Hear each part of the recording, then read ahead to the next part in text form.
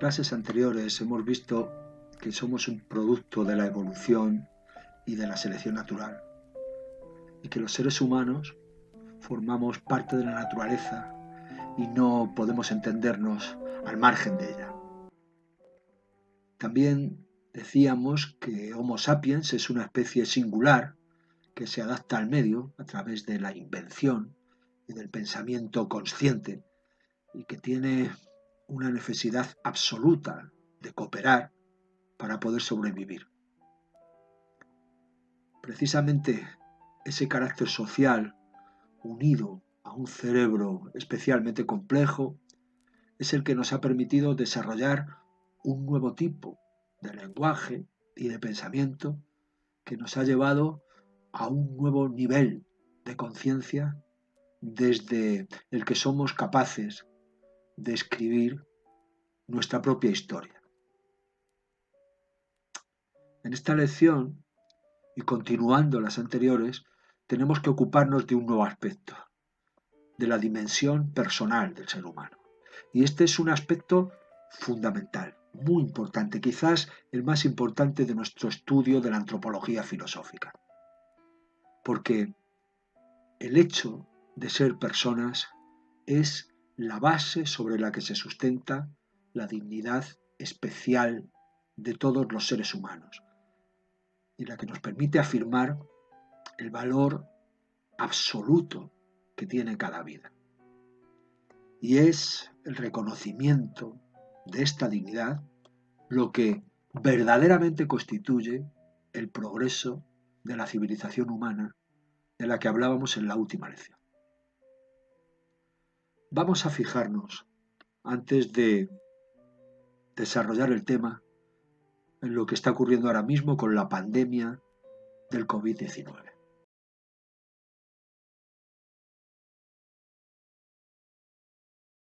Desde el punto de vista de la biología y la selección natural, y siendo muy bestias, podríamos decir que la epidemia del COVID-19 es un beneficio para la especie, porque elimina a los ancianos, a los enfermos, a los débiles, de modo que si dejáramos actuar a la naturaleza, pues los supervivientes serían más sanos y más fuertes, más jóvenes, y la especie quedaría mejorada.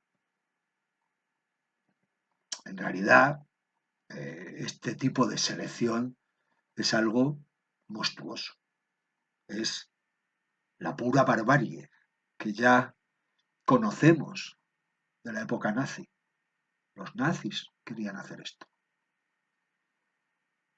Ahora mismo, todo el esfuerzo que estamos haciendo en todo el mundo con el confinamiento, deteniendo una parte muy importante de la economía, haciendo que mucha gente vaya al paro, que se pierda muchísimo dinero, es para salvar vidas. Y sobre todo para salvar vidas de ancianos y de personas enfermas y que son personas débiles. ¿Por qué? Porque creemos que las vidas que se van a salvar son mucho más valiosas que todo el dinero, muchísimo, que se va a perder. Otra cosa es que también sea necesario cuidar de la economía, porque si la crisis aumenta y aumenta y aumenta, al final se puede hundir también el sistema sanitario y la crisis también causa muertos. Pues hay que encontrar un equilibrio. Pero de lo que no hay duda es de que la vida humana vale mucho más que la riqueza material. Pero ahora nos tenemos que preguntar de dónde sale ese valor único que tiene cada vida humana. Y para intentar responder a esta pregunta, voy a intentar responder a otras dos, que son, la primera, ¿qué es ser una persona? Y la segunda, ¿por qué las personas están dotadas de una dignidad especial?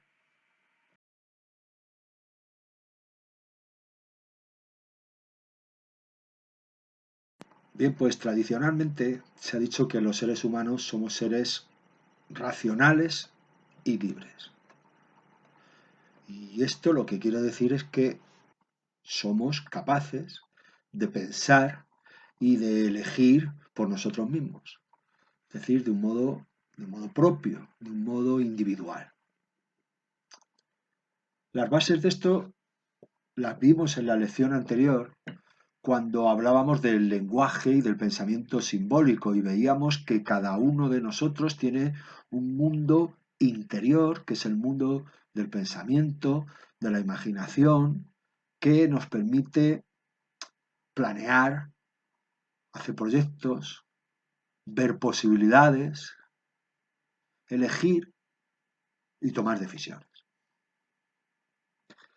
Bien, pues si lo pensamos un poco más, veremos que esa capacidad de proyectar y de elegir que tenemos se extiende a la totalidad de nuestra vida, porque nuestra vida no está hecha o programada de antemano, sino que somos nosotros los que tenemos que darle un contenido, los que tenemos que decidir qué es lo que vamos a hacer con ella.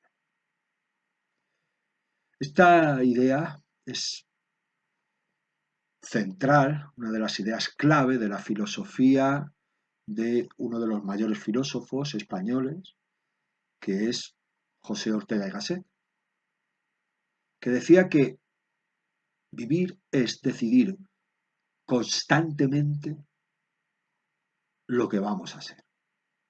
Es decir, vivir es ir dando una dirección y un contenido a nuestra vida a través de las elecciones que vamos haciendo.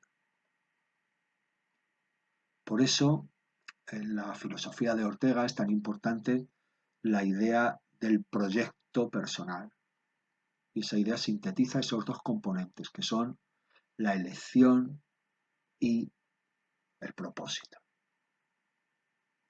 Entonces, insisto en esta idea, nuestra vida no está hecha y nosotros estamos eligiendo constantemente. Por ejemplo, yo he decidido grabar esta clase y después vosotros habéis decidido escucharla con más o con menos atención. Cuando terminemos, tenemos que seguir decidiendo, eligiendo lo que vamos a hacer, a qué vamos a dedicar nuestro tiempo. Desde luego que es verdad que hay muchas cosas que nosotros no elegimos. A esto que no elegimos es a lo que Ortega llamaba nuestras circunstancias. Por ejemplo, yo no he decidido nacer en esta época o con este cuerpo, con este sexo, siendo un hombre, uh, tener cierta enfermedad, etcétera, etcétera, etcétera. Y desde luego una parte muy importante de eso que no decidimos, sino que nos viene dado, es la sociedad, el entorno de los otros. Por ejemplo, yo no elijo la cultura en la que he sido educado, o no elijo el lenguaje, los valores que se me han transmitido, o la religión que se me ha impuesto, etcétera, etcétera, etcétera. Pero frente a toda esa circunstancia, digamos, del mundo físico y del mundo social, que se me impone, yo siempre puedo elegir la forma en que reacciono, la forma en que respondo a aquello que me pasa. Y esa reacción propia es lo que verdaderamente es mi vida. Y aquí digo mi vida porque la vida de cada uno es algo individual, ya que nadie puede vivir esa vida mía por mí, nadie puede tomar mis decisiones. Y por eso, cada vida humana es única e irrepetible. Y esta característica es la que explica en buena parte el valor absoluto de cada vida individual. Uno de los pensadores que han destacado con más fuerza el carácter individual de la vida humana, entendida como elección o como proyecto, ha sido Immanuel Kant, un filósofo de los más grandes de la historia, que vivió en el siglo XVIII y que es una de las figuras claves de la Ilustración. Kant decía que la Ilustración, ese movimiento tan importante y tan influyente, se podía reducir a un principio fundamental. Él decía que la Ilustración es la salida del hombre de la minoría de edad.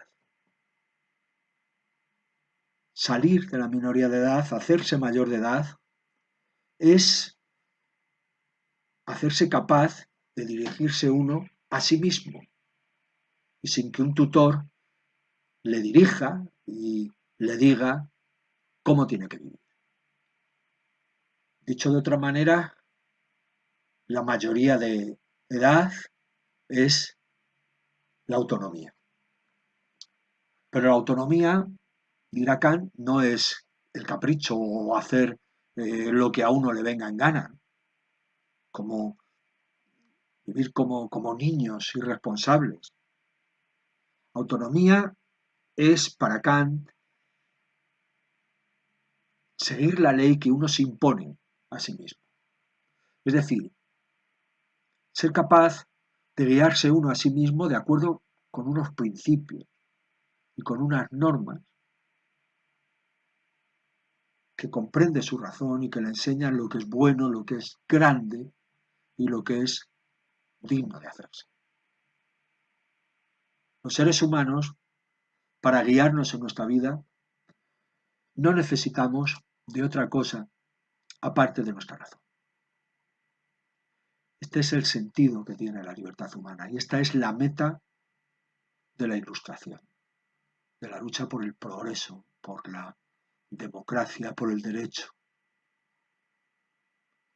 En Kant, el concepto de autonomía, de capacidad de gobernarse uno a sí mismo, es un concepto central.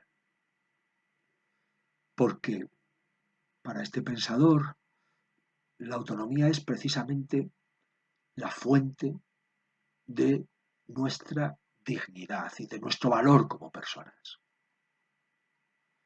Nadie puede legítimamente anular la autonomía de otra persona o imponerle un proyecto que, que no sea el suyo o impedirle seguir su propio camino. Todos tenemos derecho a ese propio camino.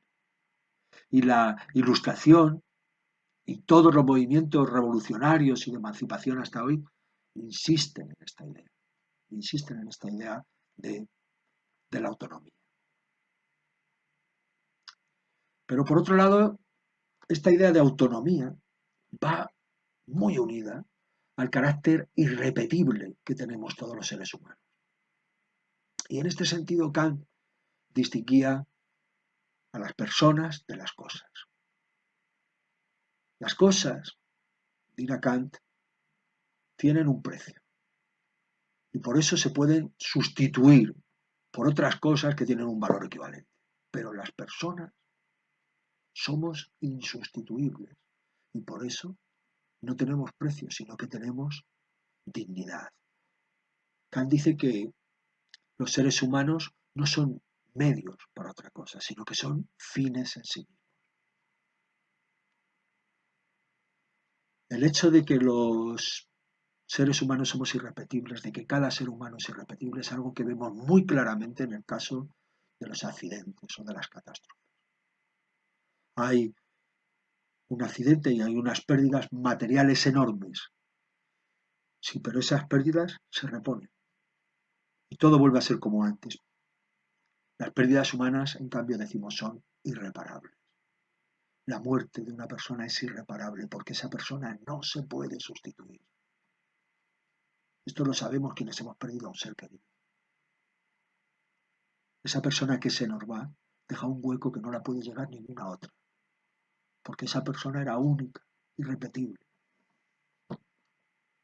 Esta idea del valor irrepetible de cada uno de nosotros vuelve a aparecer en otra pensadora muy importante, que es Hannah Arendt, en el siglo XX, una mujer que se dedicó sobre todo al pensamiento político, a estudiar el origen del totalitarismo nazi.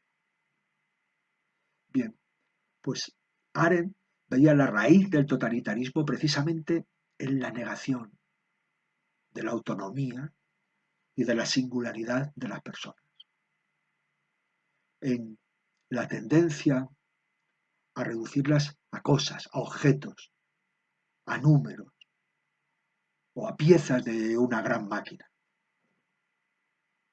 Entonces, frente a esa dirección que lleva a cosificar a los seres humanos, Hannah Arendt planteaba en su pensamiento político como concepto central, como el concepto más importante, el concepto de natalidad.